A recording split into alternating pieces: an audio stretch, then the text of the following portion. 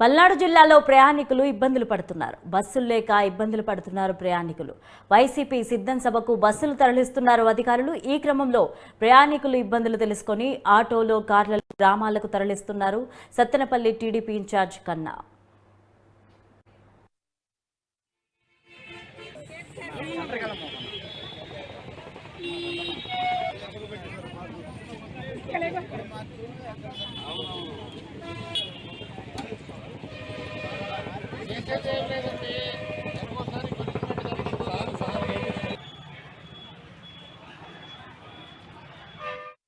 ఇక దీనికి సంబంధించి మరింత సమాచారం మా ప్రతినిధి రాఘవ అందిస్తారు. రాఘవ, చెప్పండి. Thank you Lavanya. పల్నాడు జిల్లాలో బస్సులు లేక ఇబ్బందులు పడుతున్న ప్రయాణికులు అయితే జిల్లాలో నర్సాపేట, పిడిగిరాల, మార్చెల్ల, చిలకలూరిపేట, వెనకొండ డిపోల్లో తీవ్ర ఇబ్బందులు గురవుతున్నారు.